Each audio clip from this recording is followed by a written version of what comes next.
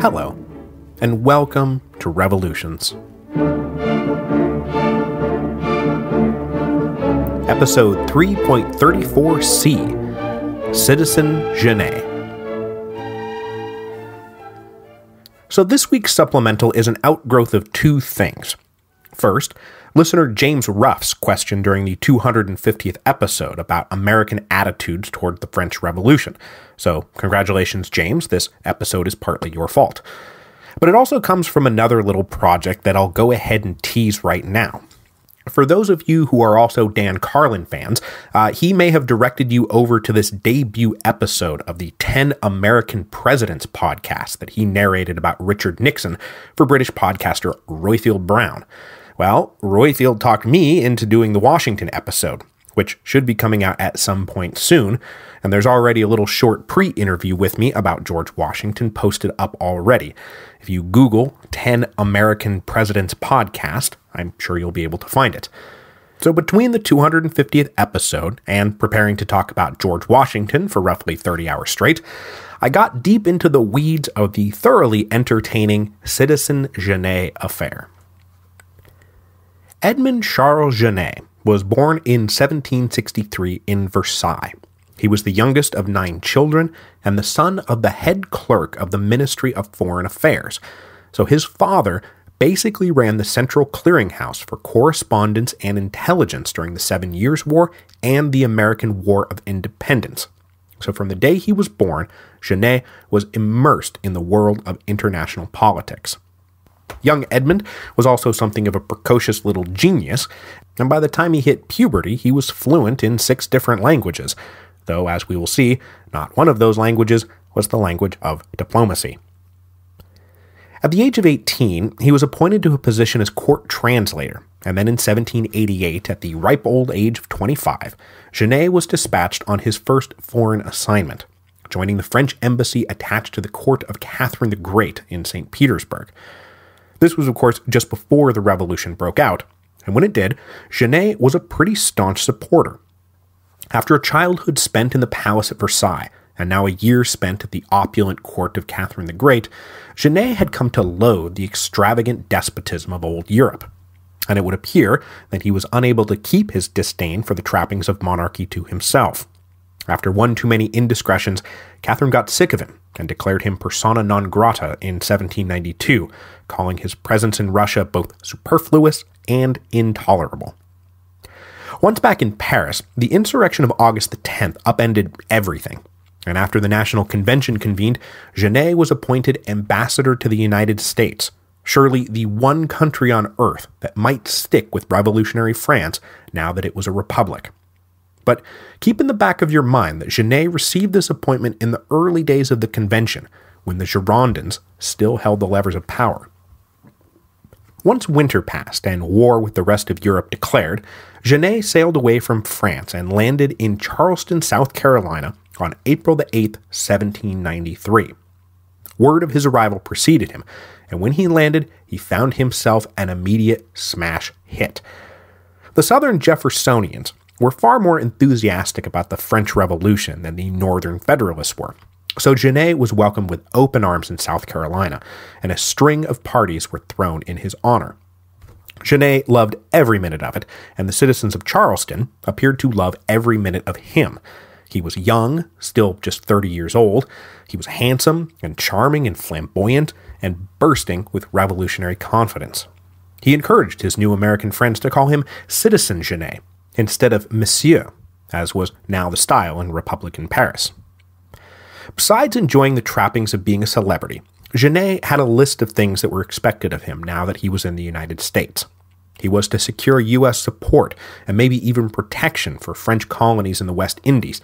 He was to press for early repayment of debts that the Americans had racked up during the War of Independence. He was to negotiate a new commercial treaty to help keep France supplied with all the stuff they were now having a hard time scrounging up. All of that would have to wait, though, until he got up to the American capital in Philadelphia. But there was another thing on his to-do list that he could get going on right now. According to the American-French treaty signed back in 1778, French privateers based in American ports could go out and attack British merchant ships and then come back to those American ports with their prizes. So, with the blessing of South Carolina's governor, Genet commissioned 4 new privateer ships and issued them official certificates under the protection of French law. Not without a certain flair, these 4 ships were dubbed the Republican, the Anti-George, the Sans-Culotte, and the Citizen Genet. Up in Philadelphia, the arrival of Citizen Genet was more a cause for concern than celebration for President George Washington and his cabinet. It was still unclear whether the Treaty of 1778 was still operative, signed as it was by a man who had just gotten his head chopped off. Washington himself sure didn't think it was operative anymore, and he believed with every fiber of his being that the United States was best served by remaining neutral in any European war.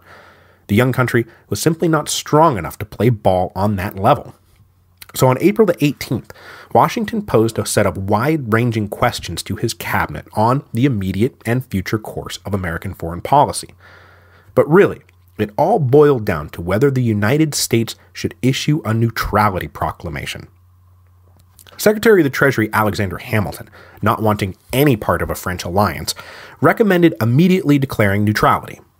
Secretary of State Thomas Jefferson, on the other hand, who may have welcomed a French alliance but knew Washington was wary, said that the United States should hedge its bets. We'll let the French make their offer, and then let the British make their offer, and then we'll decide which is better. But in making this suggestion, Jefferson read Washington all wrong. The president was not happy at all about the idea of putting America's sacred honor up on the auction block. So, as he so often did, Alexander Hamilton won the point, and on April the 22nd, George Washington issued the Neutrality Proclamation, although technically the word neutrality never appeared. The Neutrality Proclamation ignited a brief firestorm in the Jeffersonian-backed Republican press. They were angry both that Washington was turning his back on an ally that had helped them win independence, and also that he had bypassed Congress to do it. This was just an executive proclamation, which led to murmurings that Washington was trying to make himself a king. Meanwhile, a Citizen Genet was still making his way north. Everywhere he stopped, he was greeted like some kind of popular itinerant preacher spreading the gospel of revolution. As he moved, a new breed of popular clubs began to spring up, clubs that seemed to owe a lot to the model of the Jacobin Club. The first one appeared in Philadelphia in April, and by year's end there would be 10 more, then 20 more the year after that. These popular societies were of course protected by the First Amendment's right to free association, but President Washington did not like them one bit, and in time he would come to actively hate them and suspect them of fomenting treason against the federal government. Almost all of the members of these societies seemed to be ex-anti-federalists, all those guys who had led the charge against the Constitution, and they were now actively cheering on even the most excessive phases of the French Revolution. So there was no telling what these guys might do. It finally took a month for Genet to get from Charleston to Philadelphia, a delay that did not endear him to George Washington even a little bit. On May the 16th, Genet finally entered the capital, and like everywhere else, he was greeted as a hero, and he gave a great speech to an enthusiastic crowd. In the president's house, George Washington wondered when the new ambassador from France was going to get around to actually presenting his credentials to the head of state of the United States of America. When Genet finally did decide to present his credentials, he was greeted with a calculated coldness by Washington. But Genet dismissed the possible implications of this coldness for the success of his mission. He had just spent the last month being convinced that the whole country was with him. Washington's stiff demeanor was just proof that the old general was out of touch. Before Genet arrived in Philadelphia, the source of what would become some pretty explosive tension had already sailed up the Delaware River, a French ship with 2 captured British vessels in tow. After his meeting with the president, Genet set to work rechristening one of those ships La Petite Démocrate, and he commissioned it into his little privateer fleet. Washington was furious that Genet was, in Washington's mind, threatening American neutrality. But Genet believed it was his right under the old treaty to do exactly what he was doing. And besides, he was a popular hero, while Old Man Washington needed to be put out to pasture. By the beginning of June, even Jefferson was starting to tell Genet to tone it down, that strutting around openly defying George Washington was only hurting their shared cause. Genet replied that Washington had clearly been put under the thumb by the Federalist Party, who were using the doddering president as a puppet to erect an American monarchy. Jefferson was indignant about this reply. Whether he recognized that Genet's confidence was likely fed by propaganda Jefferson's own press hacks were writing, we don't know. As the refitting of La Petite Démocrate neared completion, Genet was busy writing bold letters home that he had the old general on the run and that the people were with him. When the president left the capital for a few weeks on personal business, Jefferson told Genet that he better not try to sail the ship out of the harbor until the president got back. Alexander Hamilton and Secretary of War Henry Knox discussed ramping up the military presence at the mouth of the Delaware to stop La Petite Démocrate if Genet tried to defy the order. But Genet said that he would wait until Washington returned, though he also said that if Washington didn't say it was okay for the ship to set sail, that Genet was going to go over the president's head and appeal directly to the American people. The people, after all, were the true sovereign. Now, a threat like that is, of course, an unthinkable breach of diplomatic protocol, and even Thomas Jefferson now realized that Citizen Genet was turning out to be a disaster. Then, 2 days after saying he wouldn't launch the ship before Washington got back, Genet said, screw it, and launched the ship. When Washington got back to Philadelphia, he was cross-eyed with rage, and he had his cabinet draw up a series of explicit orders laying down the rules of conduct between the neutral Americans and all European belligerents. Privateers cannot be armed in American ports. Their prizes cannot be offloaded in American ports. In response to this, Genet started to follow through with his threat to go over Washington's head. With French sailors roaming Philadelphia getting people riled up, Genet himself delivered a fiery speech that called on the citizens of Philadelphia to defend true liberty, not the crypto-royalist Federalists and their puppet George Washington. For a few nights running, huge crowds roamed the streets, ominously congregating around the president's house and demanding that he declare war on England. This was all, of course, too much for the cabinet, and by the end of July they were deep in discussions about how to demand the recall of Genet without offending the French government. After all, neutrality meant neutrality. The last thing they wanted was for France to declare war on the United States too, and force the country into a fight it didn't want to fight. It was suggested that maybe they deliver all of Genet's impetuous correspondence to Paris and say, look, just send us a guy who won't try to blatantly undermine an elected government. But before they came to any firm decisions, Federalists up in New York, specifically John Jay and Rufus King, took it upon themselves to publish the correspondence. The result was a swift backlash against the French ambassador. Genet had made the mistake of both believing his own hype and the anti-Washington invective streaming off the partisan Jeffersonian presses.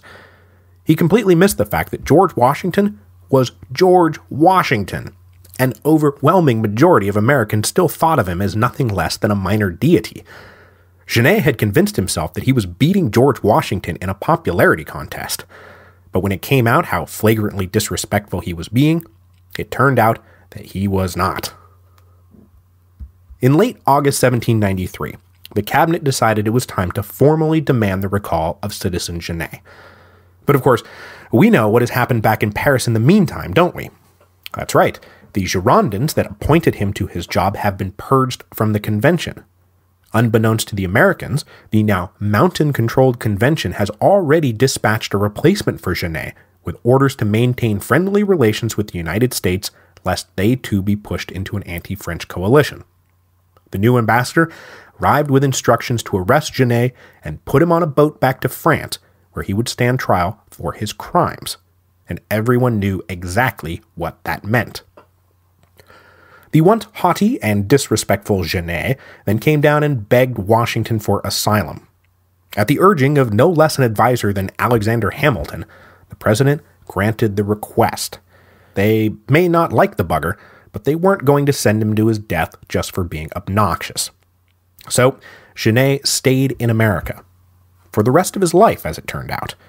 He wound up wooing the daughter of hugely powerful New York Governor George Clinton, and then settled into a life of rustic tranquility. Having thus avoided being guillotined at the age of 30, Citizen Genet lived out his days on a comfortable little estate overlooking the Hudson River. In a last act of revolutionary patriotism, he died at the ripe old age of 71 on July the 14th, 1834, the 45th anniversary of the fall of the Bastille.